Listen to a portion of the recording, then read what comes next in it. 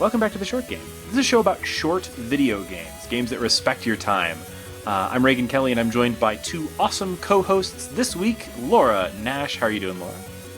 I'm doing fantastic. And my brother and bro host, Shane Kelly. How you doing, Shane? Not too bad. This week is a little bit, this is meant to be, I guess, a bit of a short or mini episode for us. Because we are basically setting up or introducing what we're going to be doing over the course of basically the next month or so. And that is, we're covering IFComp, the interactive fiction competition, once again, IFComp 2017. Yeah, this is one of my favorite seasons of the year because I'm a big old dork who likes to read. Dork. And interactive fiction are video games that are text-based. There's a lot of reading involved, but it's not as boring as that sounds, people.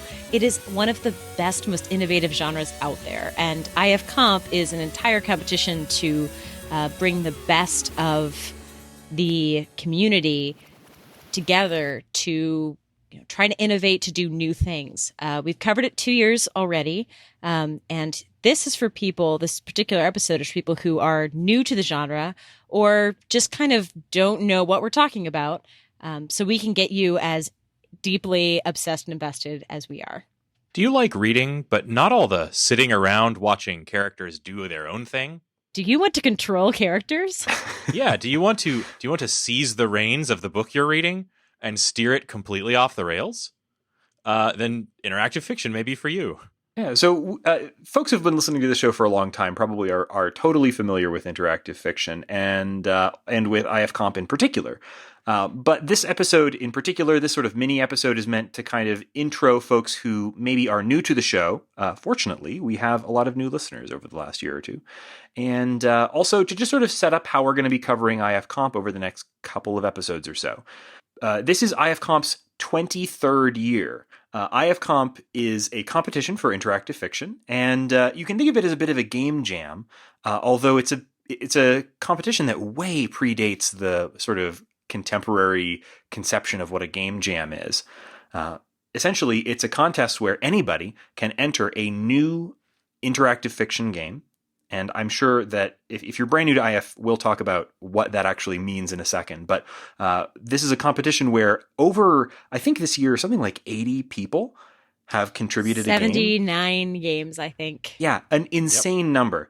And each of these is a really interesting little work, most of which take maybe an hour or two to complete. So this is a great thing for us because we get to play a bunch of short, interesting new games all at once. These are all brand new. This isn't a competition of games that have been released across the year. These are all brand new as of the competition's start date, which was Sunday. Yeah, Sunday, October 1st.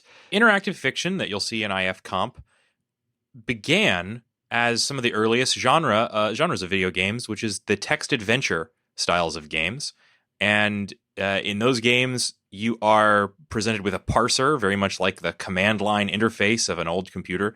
And but instead of commanding the computer, you're commanding your character to go north, get lamp, hit orc with sword. But over the many, many decades since that era, this concept of what interactive fiction has really expanded a lot. Ho, ho, ho, yes, video games have come a long way since Pac-Man. Yes, and there's so much more than writing. There's so many different genres. Parser is still alive and well, and we're going to see every year this kind of commands, type words to tell you what to do. We saw one a couple of years ago called Toby's Nose, where you were just commanding a dog, basically. You were sniffing, you were looking at clues. There's always kind of new directions for really old genres to go in, which is something I love so much. Another one is choose your own adventure games, where you just read a bit and then you have a couple decisions to make, just like those books you used to read as a kid. Except now they're taken in 50,000 weird directions, and you might be slaying vampires at McDonald's or making devastating choices about what you do when you're grieving. It's a very open genre. Yeah. What I think is really great about interactive fiction, and first of all, I should also mention that if you want a whole episode that is a total, we've covered a lot of interactive fiction over the years of this podcast. Episode 31 of The Short Game was a kind of an intro to interactive fiction as well, and a little more in depth than what we're kind of pitching here. So if you want like a longer version of this part of this discussion, check out episode 31 way back a couple of years ago. And of course, we covered IFComp 2015 and 16 in episodes 61 and 63 and 102 and 104 and 107. So a bunch of them. But what's really interesting about interactive fiction is that it's a very accessible genre for folks to create games. Almost all of these are created by a team of one person. And because it has this sort of crossover with literature, I think it really lends itself to talking about subject matter that is not really what you find in traditional games. For example, one of my my favorite creators of interactive fiction is Porpentine Charity Heartscape, who creates really, really varied and interesting stuff. So I don't want to pigeonhole her, but some of her work is about sort of the trans experience and trans narratives, but also just like wild world building and incredible language, stuff that you just don't find in even the most out there of interesting indie games. IF just, there's no limits. It's really truly it's a genre of exploration and new stuff, and it never stops being new. We're getting down to brass tacks about what you can expect if you want to play IFComp, and we really want you to play it. The barrier to entry is super low. Everything's free. All you have to do to be a judge in the competition is play 5 games, which, as we said, since a lot of them are an hour, you definitely can if you're a fan of the short game. All you have to do is log into the site, pick a game that's interesting, play it, and judge it. But a couple things you might want to know. We've already mentioned the words parser and the choose your own adventure. Those are words you might look at when you're picking a game. You also might see hypertext, which means you might just need to click on words in the story to go somewhere, just like reading, Wikipedia entry where you can go down a rabbit hole. A couple other things. People might mention platforms they built them on, but like Twine or Inform, you don't really have to worry about that. For each too much. listing in the site, which when you go online and see the list of entries and read through them, each one lists a format, and many of them just say for the format web. And as you can play online, those are usually our Twine games. Those are the kind of games where you're going to have mostly just choices that you're presented with. But there's a lot of different ways, a lot of different formats for this kind of content. So some will say Glux, which is, that's, I believe a parser, a way of presenting parser games online. You'll see others that say TADS or a few. Well, there's quite a few. Although most of them, what I'm really finding is nice is that most of the games now have this sort of play online option, which takes that barrier to entry completely away. You can just hit play online and you're in the game straight from the list. Some of them, a small number of them are like Windows or Mac executables, so you have to download them in order to play. When I first got started playing interactive fiction, I don't remember that online play was much of a option at all for any of this kind of thing. You had to download these and run them in an application called an interpreter, and that had a significant barrier to entry for me. So I'm pretty pleased with the way things are working now. I'm able to just tap on these links in my iPad and try out each game right when it interests me. Yeah, in addition to playing online, the website also lists for most games an estimated play time, so you can figure out how long you're going to take, something that I really appreciate, and it'll give you Absolutely. a content warning. So if you're in a mood for lighter fare or you have something that you don't want to encounter, the games will tell you ahead of time what to expect. So to me, that helps me prepare mentally to play a game that might be a more difficult topic. Yeah. A quick note about playing these different formats of games. If it's a web link, if it lists web as its format, like Shane said, it's probably something created with Twine or one of the other mostly web-based IF creation tools, mostly those are meant to be played in a single sitting. I mean, there are larger Twine works, but most of those, and honestly, most of everything in the IFComp is probably meant to be played in a single sitting. If it lists Glux, Glux, as its format, that means you have a couple of Glux, maybe? choices. Yeah, I don't know. It means it's made with Inform, which is the primary way of creating parser-based interactive fiction, the kind of like get lamp, hit troll with sword kind of interactive fiction.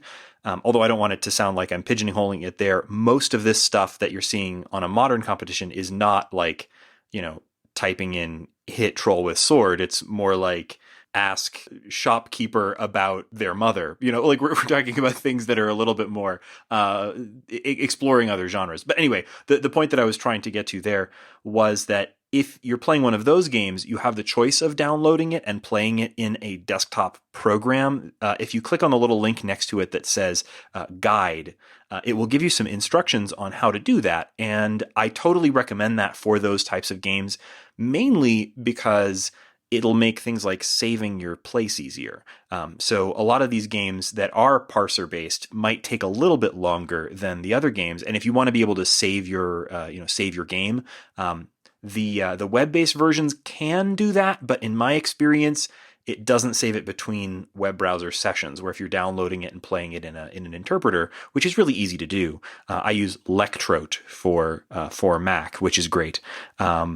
You can save your game, you can play it on the go, you can transfer your file over to an interpreter for something like an iPhone. So there's a lot of options for how to play these games. If you want to just click the web link, you can play almost everything on the competition in a web browser. If you want to go a little deeper and try things like interpreter software, you can get some nice fancy features like customizing the text and saving your game, but it's not 100% required. Any other advice that you guys have for first-time players besides trying the download link? In terms of picking what game to play, that's probably the most challenging thing about IFComp, particularly this year where now there are about 80 games. That's an insane number of games. And so how do you pick which ones are going to be the most interesting? Well, probably the most obvious thing that is still a really great thing to start with is read the descriptions. If the description sounds really intriguing, these authors put a lot of effort into making sure that the quick blurb description of their game is something that's going to draw people in. So if the little art image and the description of the game speak to you in some way, that's probably a good place to start. But another would be if you're a longtime listener to the short game, you may have listened to some of our past episodes on IFComp games. If you did, and a game stood out to you, a lot of the games this year are repeat entries from people who have participated in IFComp in the past. So some of our favorite authors from previous years are back with brand new games this year. And if you have listened to any of those past episodes of our show, or looked at reviews elsewhere, maybe start with games by authors that you're already familiar with or already have heard of. I have a suggestion also for new players. If you're choosing a game and this is your first piece of IF, I would definitely recommend one of the games that offers a walkthrough. Oh yeah. In case you get stuck, because cut yourself some slack. It's your first time, and many of these games offer a walkthrough right there from the IFComp page. And they're often formatted in a way that makes it easy to kind of just get a quick hint and then get back to your game. So that's another suggestion. To piggyback on that walkthrough suggestion, I know that when I started doing IFComp entries, the parser games, a lot of them assumed a level of knowledge that you played games like this in the past. And I had, but it had been a really long time. There are a couple pages that IFComp links to that are kind of primers where there's a single card even that you could, if you wanted, you could print on a 3x5 index card, and people have given out as handouts at meetups that just give you some basic commands and training to help you learn the game's language. So if you start playing a game and you just don't know what the possibilities are, you have no idea, look at the walkthrough or Google, parser interactive fiction, or look at IFComp. We'll link to some of these in the show notes. just to get a sense of the possibilities, because all of them share the same DNA at their base, and you can ask for hints in a way that the system can help you. Good interpreters will accept different words, but I will 100% agree that the first time you play it will be a bit daunting if you have no idea what to do. A lot of times it's, everything is on fire. What do you do? ... And you're just left with a cursor, and it's just a cursor, and you have no idea what to do, and it's terrifying. For those first-time players, IFComp has a page that you can get to under their About menu. This is About IF, and it has some really good basics that you can learn about, playing parser IF. One suggestion that they make that I think would be really good would be to start off with a game that has some built-in interactive fiction tutorial elements. These aren't games from the competition this year, but Andrew Plotkin's The Dreamhold and Emily Short's Bronze, which you can find on the site there, both have a kind of companion character in them that acts as a little tutorial to help you get started. And that, I can also recommend both of those games just on their own merits. They're really good. So those would be really good introductions to the genre. Yeah, and that single postcard includes things like, when in doubt, examine. You can always examine, take, drop, open, put something on something, put something in something. Just gives you the verbs, which even if you're pretty well versed, I used to do a lot of mystery hunt for MIT, and there's an entire one sheet that's called Have You Tried? And it literally lists like 30,000 ways to break codes. This is the abbreviated version of it for interactive fiction. So I know I'll probably keep this handy. If I get stuck, I can open it up and say, oh, I can dig, enter, search, unlock, look under, burn. Yeah. And not every game will have every one of those options, but that's a really great starting point. And another thing to remember is that most authors who build this style of game will include help content right within the game. In almost every case, if you type help into the parser, or sometimes it'll be phrases like hint, then, and actually a lot of games will offer both. If you type help into the parser in most of the games that I've played for IFComp and also most other modern IF, you'll get a kind of a guide to the sorts of words and phrases that the interpreter for the particular game you're playing is expecting. And very often, they'll also include some sort of hint system. Usually the help info will kind of point you in the right direction for that too. So if you're lost, there's a lot of resources in these games. And I don't think that there's any, particularly if you're new to IF, but even if you're not, I don't think there's any issue looking at, first of all, obviously the built-in help that's designed to be looked at, but hint systems or even a walkthrough if you feel you need it in order to enjoy the text of the game.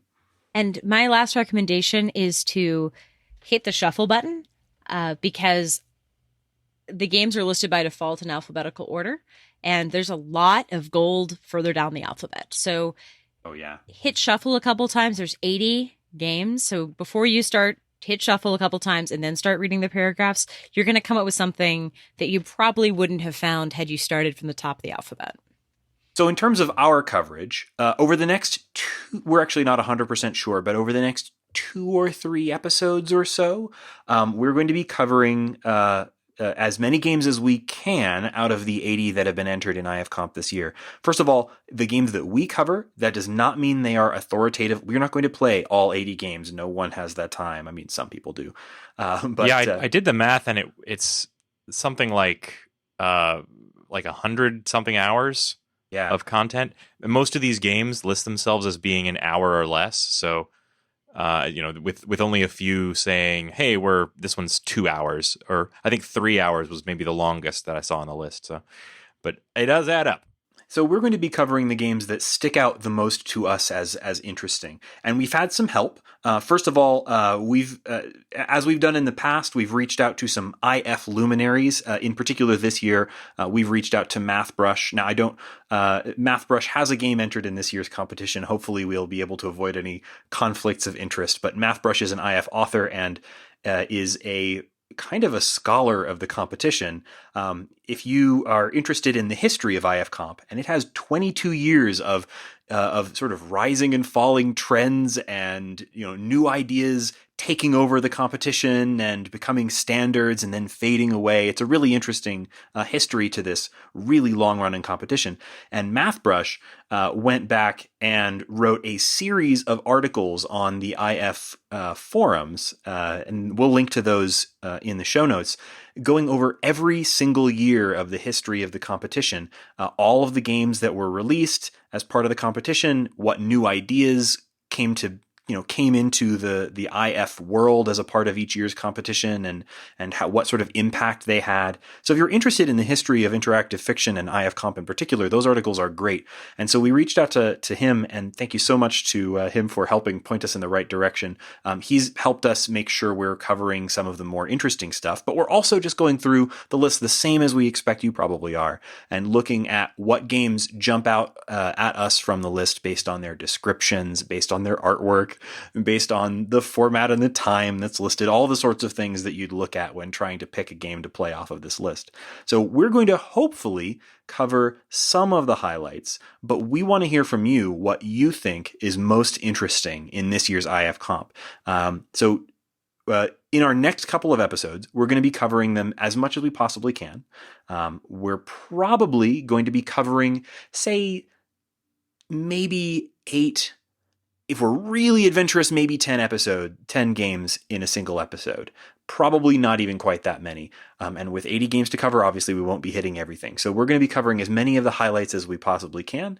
But there's going to be stuff we're going to miss. So if you play games for IFComp, let us know what you really like. And of course, vote in the competition. You are a judge of this competition. Anybody who plays IF can judge these games. The only requirements to judge the games are that you play. Well, there are some rules, and you can check those on the IFComp website, but they're very simple. You have to play 5 or more games. You can play as many games as you want, but for your votes to be counted, you have to vote on at least 5 of them. You have to base your judgments on the first 2 hours of play. If you have a game that is extremely long, you have to judge it after playing 2 hours. Now, you can judge it after playing 15 minutes if you want. I don't think there's actually a minimum time, but you no are meant more to, than 2. Right, which I think is a smart rule because it has kept the games for the competition manageable so that folks can theoretically approach this competition and play a good selection. Few other rules to keep in mind. Now, most of these are fairly obvious. You are able to discuss the games during the judging period. Discuss them with us. There's also forums for this sort of thing. You're excluded from judging if you're an author of one of the games, and also you may not judge games that you have beta tested. And judges you are not obligated to play updated versions of the games. The game creators may update their games throughout the process of the competition if they discover bugs, as these are all brand new works. But you play it, you rate it. If you encounter a show-stopping bug, that's fair game. You can judge it based on that. And the final rule is judges must make a good faith effort to play as intended every game that they submit ratings for. So you have to actually play the games in order to rate them. That seems really obvious, but this is a serious competition. This is something where obviously you can vote on any of these games. You don't have to be an expert. You can be brand new to interactive fiction and still judge these games, but you do have to give them a good faith effort. So if you're brand new to IF, read the rules on the website, and also just talk to us about them. If you let us know what you think of different games. We're really interested to hear what, particularly if you're brand new to IF, but if you play a game that we might not get to in the show, we want to hear about it. So go to ifcomp.org, play the games, judge them, play along with us. Reading is fun. Making decisions for characters is fun. And you're going to find the weirdest, most moving stuff in this competition. I promise. I haven't played a single one, but based on my last couple of years, you're going to find really crazy things you never thought you'd find. I want to solve cool puzzles. Yeah. I can't wait to play some more of these games. So a few other last things. If you want to stay informed about the competition, you can follow their blog, but also they're on Twitter at IFComp, I believe. Let me just double check that that's the actual handle. Yep. It is that IFComp, yeah, at IFComp. And new for this year, this is the first year that IFComp has shifted over to primarily cash prizes. There's actual money at stake in this competition. And they started something that they call the Colossal Fund, and they've raised the princely colossal sum of $6,000 to distribute to the winning games and authors. If you want to donate to the prize pool, then you can do that. You can still do that. It's there's a PayPal link on the IFComp page. So obviously, all of these games are free. If you want to give money to the games that you think are best, then donate to the prize pool and then vote up the games that you want. They will get a share of that prize pool. So it's a pretty exciting time of year for us here at the Short Game. We love IFComp. I've been playing IFComp games for many, many years, and we've covered it on this show. This is our third year in a row. So we're really excited to get started and excited to hear what you think. Go read. Yeah. So you can find our show on the internet at www.theshortgame.net, where you'll find a contact form. That's the best way to let us know if you have some long-form thoughts about the show or about IFComp games. You can also drop us a line on Twitter at _shortgame. Check out the IFComp hashtag on Twitter to see what people are saying and see those short reviews pouring in. Yeah, and of course you can reach us individually on Twitter as well. I'm Reagan K, or at Reagan K on Twitter. That's RAYGANK. I'm at 8-Bit Shane. And I'm at Laura Jane Ash. And thanks so much for joining us on this week's episode of this very, very special, very short episode of The Short Game. And join us next week as we dive headlong into IFComp 2017.